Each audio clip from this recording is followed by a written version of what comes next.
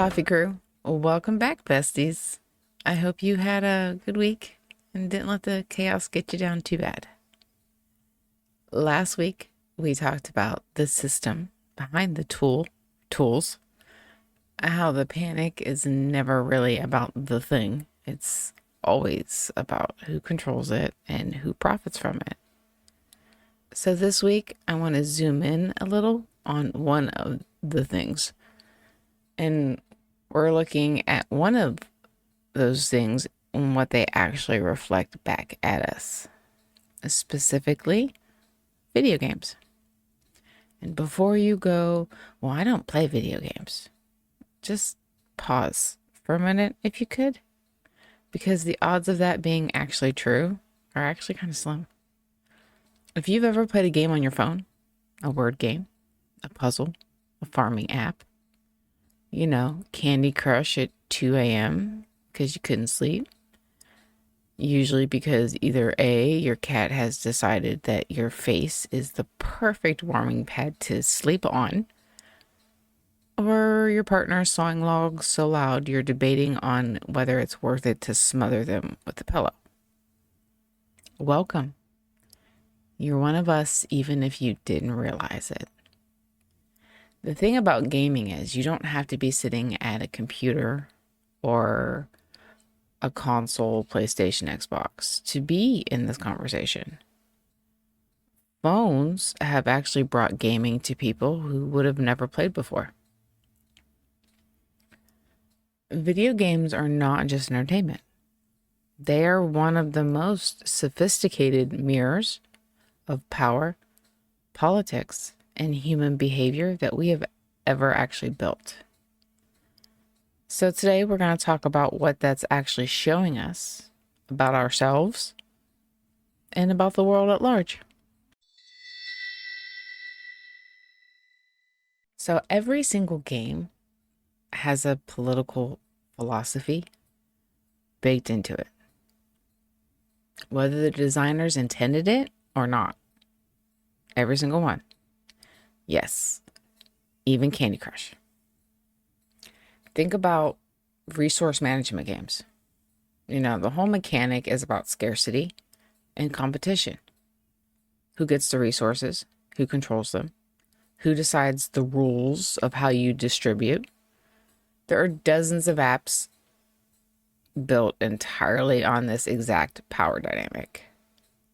You're playing out economic and political theory while you're waiting for your coffee to brew, even if you didn't realize it. Let's take Candy Crush as an example. You only get boosters so often. So when do you use them? When do you deploy them to get the maximum benefit for the least amount of moves? Kind of like how real world system decides who gets perks, when, and why. Tax breaks, benefits, healthcare. It's all basically the same logic. Limited boosts and strategic timing. Some games have a faction system, moral alignment charts, good versus evil binaries. These are political frameworks dressed up as game mechanics. One of my favorite examples of this is the game Mass Effect, which I'm actually currently playing. Now, there's politics built into the game itself, because essentially it's a war game. But outside of that, the whole game runs on a Paragon versus Renegade system.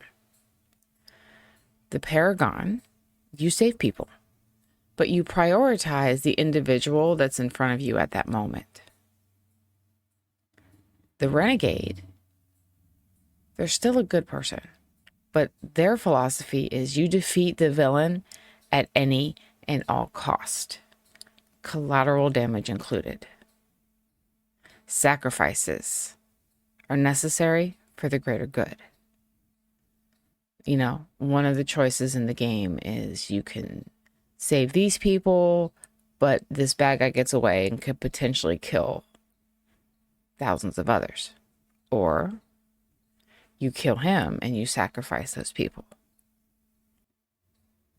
they're not just gaming choices. Those are actually political and moral philosophies baked into the game. And the game makes you live with the consequences of whichever you choose. Who the villain is matters too. Is it a corporation? Government? Nature? Other humans? The answer almost tells you everything about what the designers believe about where the power goes wrong. It's just like a movie.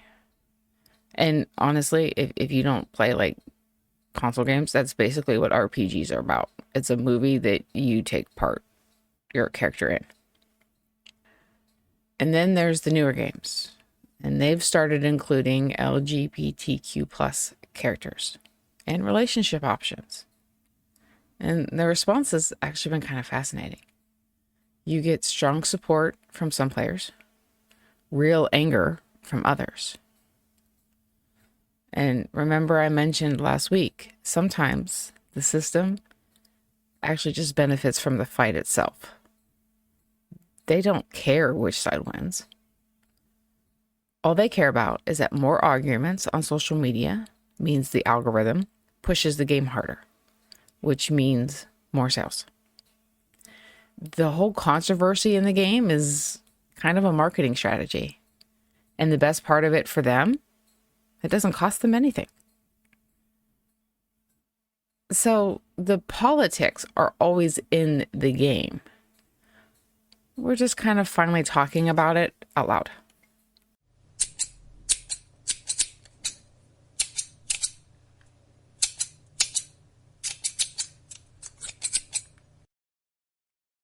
All right. Time for my how is this my life chaos? In this story, I was basically playing the game Overcooked on hard mode, and it was entirely my fault. So I had this bag of potatoes that were going bad. Like, if I don't use them soon, I'm going to have this potato garden underneath my table. And I also had eggs, where that little float trick. For those of you who don't know, if you're not sure if an egg is good or bad, if you drop it in water and it floats, it's bad. If it sinks, it's good. If it sinks and stands up, you need to use it soon. So I had standing up eggs. So I decided it was high time. I'm going to try to combine the two and make homemade hash brown patties. And if you haven't been listening along or just haven't been paying attention, I tend to like to challenge myself in my kitchen. My favorite words are usually, I can make that. It's about 50-50 on whether I actually can or potentially burn down the house in the process. So I'm going to make big batches. Some to eat now, some I can put in the freezer so the kids can just pop them in the air fryer. This will be easy. I have a food processor. I can so do this. So I get a recipe and I get to work. Mistake number 1. The recipe calls for 1 tablespoon of cornstarch to help kind of bind it and keep it together. Now, this is important. A small note about my measuring spoons. And honestly, it could probably be a chaos story all by itself. They're metal, and the label in the middle was plastic, and inside of it was like a magnet, and you stacked them together. Well, at some point, somehow, they got stuck to the bottom of my pizza pan and then got baked with the pizza. So now they're completely magnet, but more importantly, label free. And this has happened more than once. So I have a couple of them like this. And I'm going to blame my husband here, because I can. So I have a few spoons that are kind of guess what size I am situation. And I'm usually good at, I can tell, because when they're all together, I can go, okay, well, if this one's this size, then that means that one without the label is that size. It's 2 batches in, and I realized I've been using my teaspoon instead of my tablespoon. Because another tick in the irony column of what this day is A few of the ones with the labels were in the dishwasher. Okay, fine. Doesn't really affect the taste. And they're kind of sticking together okay. We'll just course correct from here. Now, here's where I should have learned this lesson a long time ago, and I never do. Because I tend to do things like, well, since I'm already in the kitchen, I should also make sandwich bread from scratch. You know, kind of kill two birds, one stone. I'm already in here. Throw everything in the bread maker. It'll be fine. And then shit hits the fan because of course it does. Really, you think I would know better by now, but no, I don't. I make my last batch of hash browns and I'm bagging them up to freeze. And I realize some of them don't have egg in them. And I don't know which ones those are. Because I have 5 batches of hash browns, but there's only 3 eggshells. That means there's 2 of them in here that don't have egg. At this point, I'm like, you know what? Whatever. Worst case, the kids end up with a pile of shredded potatoes. They can just eat the damn things with a fork. If I'm really lucky, the ones with the wrong cornstarch have the right egg, and the ones with egg don't have egg have the right cornstarch. 2 batches in with the wrong measuring spoon, some with no egg. It was exactly like one of those, you know, cooking time management games where you have to kind of like click on the right thing in the right order, or the whole restaurant burns down. Yeah, I had basically set the restaurant on fire. I mean, the hash browns still turned out fine, for the record. But the chaos was very much on brand for me. And the best part is probably that I still won't learn my lesson. And next time I'm in the kitchen doing something like that, I will add 3 other tasks at the same time. I would just like to note, whoever's playing as me in this cooking game, they really need to get their shit together. Okay, so one of the core concepts in gaming design is player agency. It's this feeling that you, the player, are making meaningful choices that shape the outcome. That every choice you make or every fight you win matters. And good games will give you that. My favorite ones are the ones where they're real choices, like I said about Mass Effect, where you get to pick the dialogue options. I love those too. There's, you know, you got to watch which ones you get. Some you are just playing the story, like the dialogue and everything's already predetermined. Some you get to kind of pick and choose. I like the ones where you can pick and choose. But the other ones are good too. You get to pick and choose in some of them, but the designer set the boundaries. You're making choices in a system that someone else built. Like, you get the choice. Is it blue? You want blue or you want red? It doesn't matter if you want pink. Your options are blue or red. The options you're given are the ones the system decides to give you. So there's this illusion of freedom. And there is to a point, but it's always on their terms. One of my favorite examples that I think this is done brilliantly in is Cyberpunk 2077. You pick your starting story, you make your characters, you can customize the entire thing, which it kind of always kind of felt weird to me that they spent all this time on customizing your character, because it's in first person. So you really don't see yourself unless you're taking like pictures. But I don't know, I guess it helps with the immersion. Anyway, you also get to decide what type of skills you want to develop. And then you spend the whole game making choices.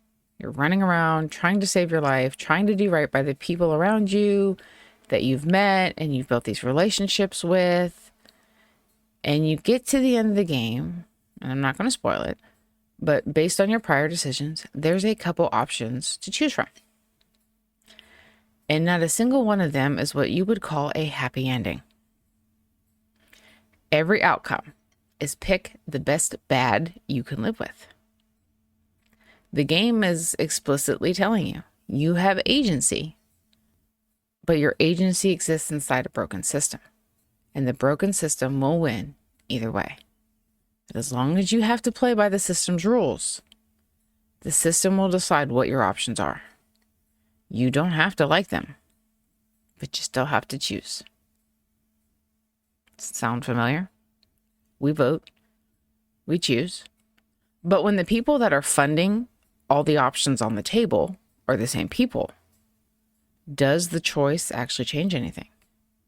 When they have the ear of both sides of the option, they get their main goal either way. The little things, well, that's where you get your illusion of choice. So as a voter, you're still picking the best bad you can live with.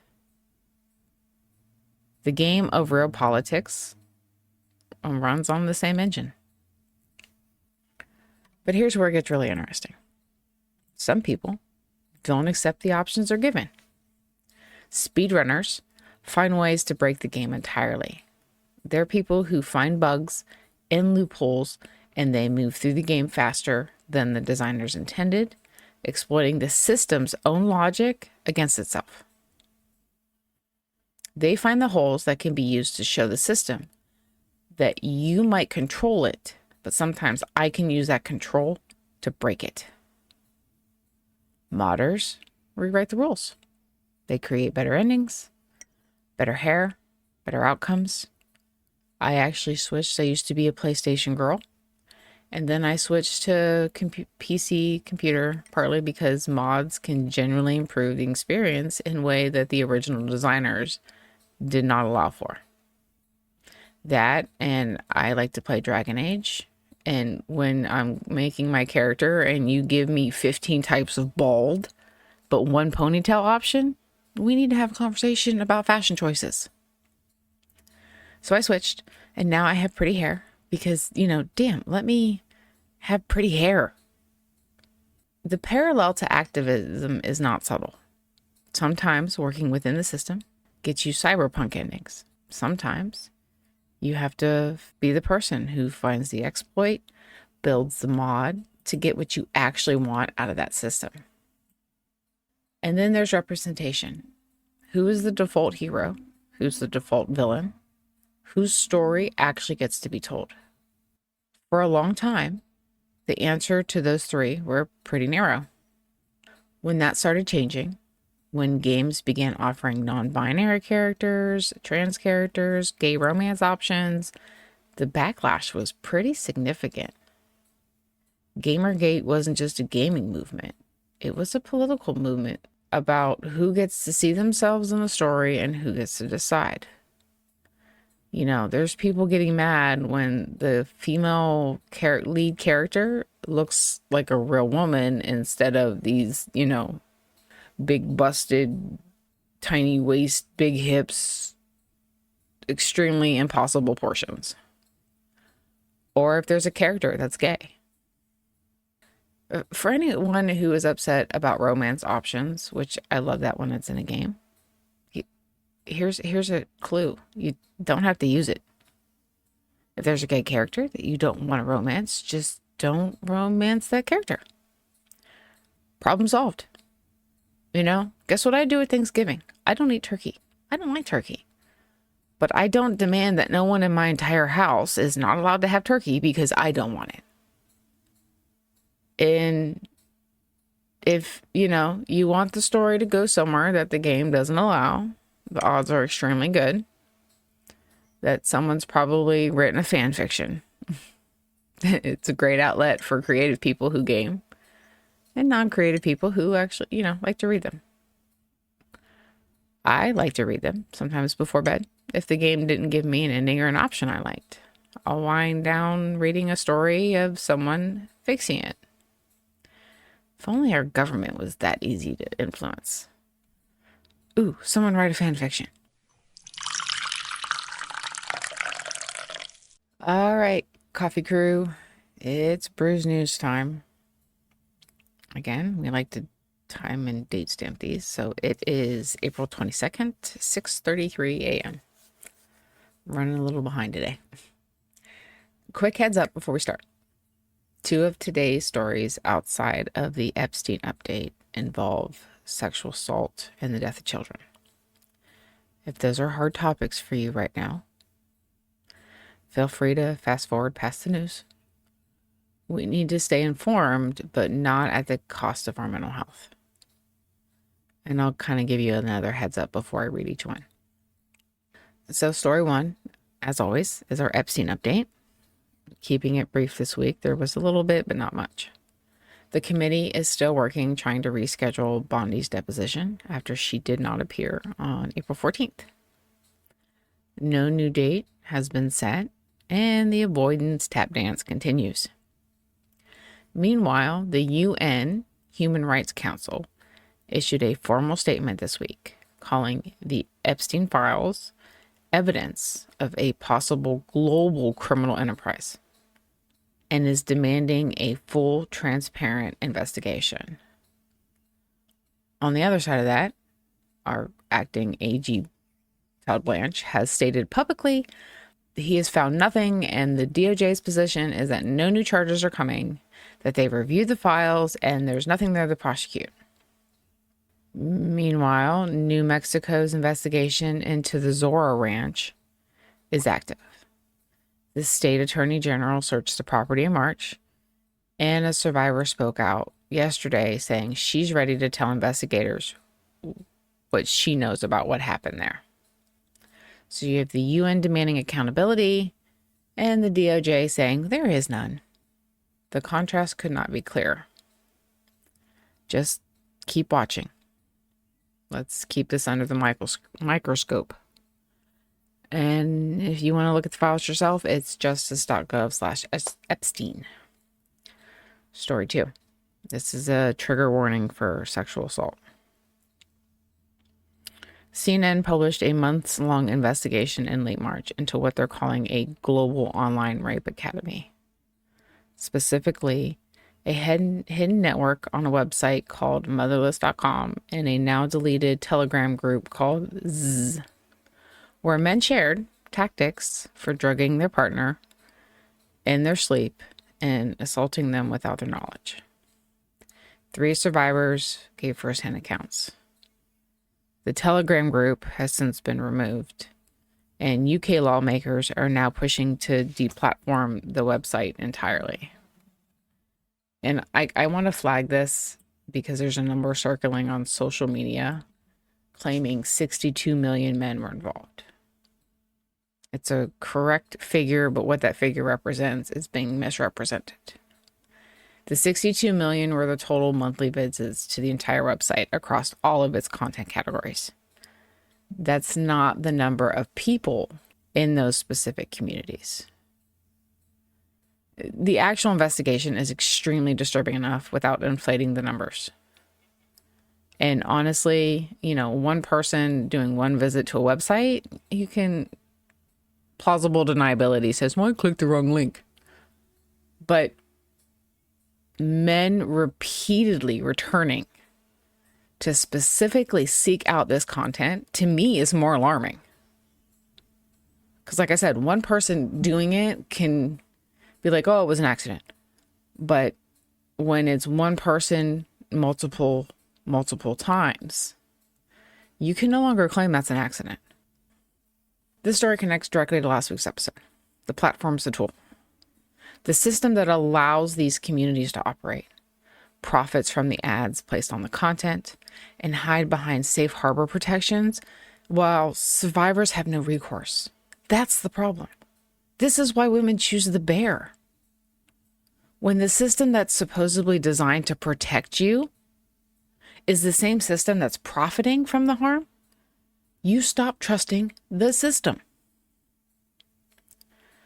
Story 3. This is a trigger warning for the death of children. Sunday morning in Shreveport, Louisiana, a father shot and killed 8 children, 7 of his own and a cousin. The children were ages 3 to 11. 2 women were also critically injured. The gunman was killed by police after a car chase. This is the deadliest mass shooting in the United States since January 2024. And the 7th mass killing this year. 36 people have died in 2026 in mass killings so far. And I want to say something about how this is being covered, because I think that that's that matters. The news cycle moves fast. By tomorrow, there will be something else. Here in the United States, people have become so accustomed to mass shootings that the coverage is starting to feel like the weather reports. Another shooting today. Here's the numbers. More at 11. 8 children ages 3 to 11 in their homes on a Sunday morning. And the fact that those words can be said and the news just moves on is a giant flashing sign that the system is broken. I also want to connect this story back to last week's episode because it applies here. The gun is a tool. The system that allowed a man with a 2019 weapons conviction who fired 5 rounds near a school to still have access to firearms is the conversation we should be having. We keep panicking about the tool. We're not talking about the system. And those babies deserved better from every level of that system. Okay, let's bring it to something a little lighter before we close out. Games are actually a remarkable space for practicing moral decision making and learning things about yourself that you didn't know were there. Like, I cannot for the life of me choose an evil or mean option in a game. I'm serious. Snarky, yes, I can do snarky all day. Mean, I cannot do. I will reload and go back hours of gameplay if I accidentally picked the dialogue option that hurt a character's feelings. And in that, I've learned something about myself. Apparently, I am a people pleaser in games the same way I am in life. I even have this one game where there's beggars on the street. You get nothing. You don't get like points or any props or anything for dropping coins. And it doesn't even take away from your money in any meaningful way. And I drop coins every time I pass one. I will also stop to pet the cats and the dogs, but mainly the cats. But that's only because I've been trained by 2 queens in real life. And at this point, it's just a reflex. Games can show things to you about your moral character that you didn't even know were there. There's also a question about escapism versus engagement. And I want to be clear. Both of them are valid, depending on what you need at the time. Sometimes when life is genuinely out of control and you feel just powerless, dropping into a game gives you a small piece of that control feeling back. Because at least in there, you have some control. Even if it's, like we talked about, the illusion of it. Sometimes that's exactly what you need. It doesn't have to build something every time. It just is something that holds you together for a little while your brain and your emotions take a break. But when you're ready to engage, games have taught generations real things. Strategy, consequences, resource management, time management, empathy. You can't play a game from someone else's perspective for 40 plus hours and not come out with at least a little bit more understanding of how they see the world. Even if you don't agree, you can see the reasoning behind their stance. The crafting parallels are here too. A crochet pattern has rules and structures. The stitch count, the increase and decrease, the foundation that makes the thing hold together, the ends to weave in that we all love so much. Pardon me while I roll my eyes. But what you make within the structure is entirely yours. I have made custom dolls. I use a base pattern from Amigurumi today for the structure because I like the way the doll looks. But the clothes, the hair, the facial features, the details that make it look like that specific person, those are mine.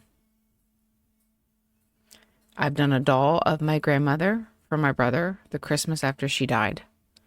And then I made Futaba from Persona 5, again, just to see if I could, because I like to challenge myself. The pattern is the system. The creation, well, that's the human part. So take the lens that you practice in games and apply it to the real world. Ask who built the system, what choices you're actually being offered, who decided what the options even were, and if they're really choices or just the illusion of them. And also ask yourself, whose story is being centered in this?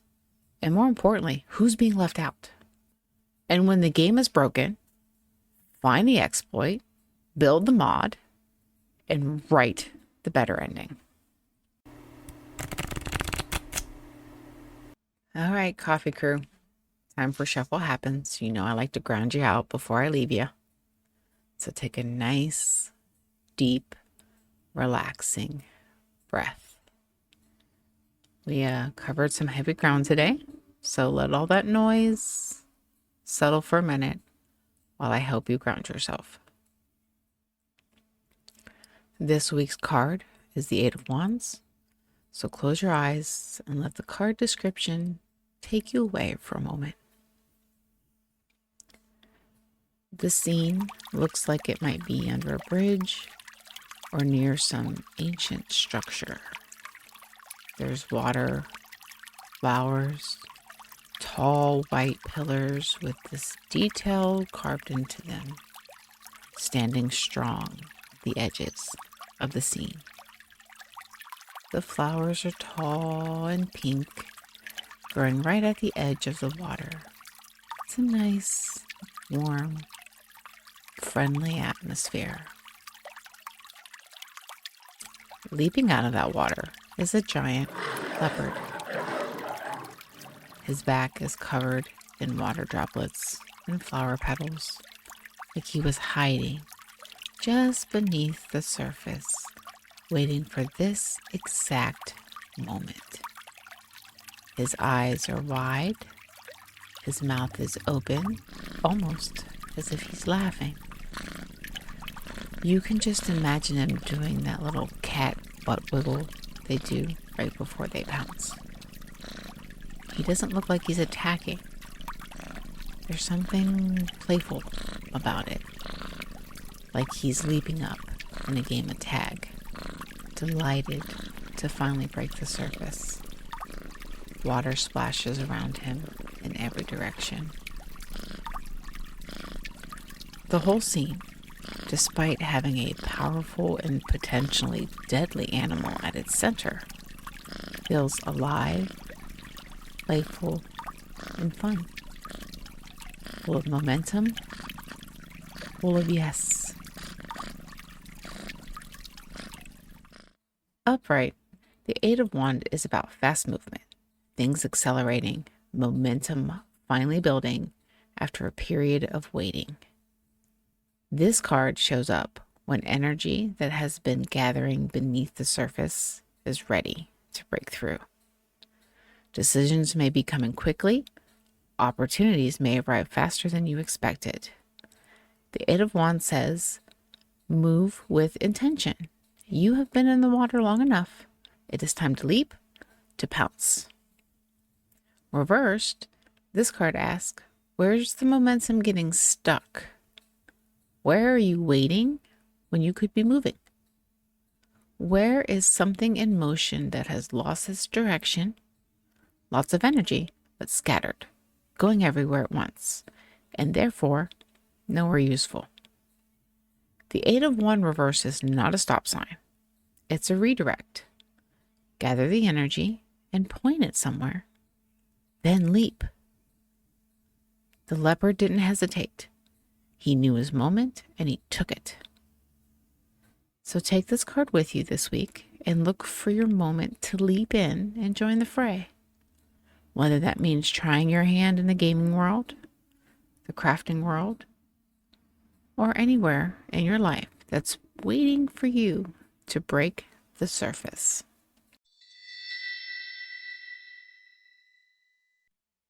All right, coffee crew. The game is never just a game. It's a miniature version of life systems. So look at it. What it asks you to do, who it asks you to be, because that's the same question worth asking about every system you move through. Come find us on our new socials. The Instagram is coffee.crochet.conversation.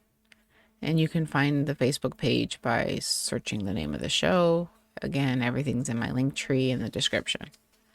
A few of you have already found us on Instagram, and I am sending every bit of love that I get right back at you. And if you could help by feeding the algorithm monster a little bit, like, rate, comment, share with your crafting group, share with your gaming group, subscribe. Following is a big one. Like I said, leave a review. It helps us grow, and it gives me experience points, which at this point, I think I've actually generally earned some for surviving the hash brown incident with 0 kitchen fires. And, just questionable potatoes. And as always, coffee crew, keep your stitches sassy, your coffee strong, and your spirit grounded.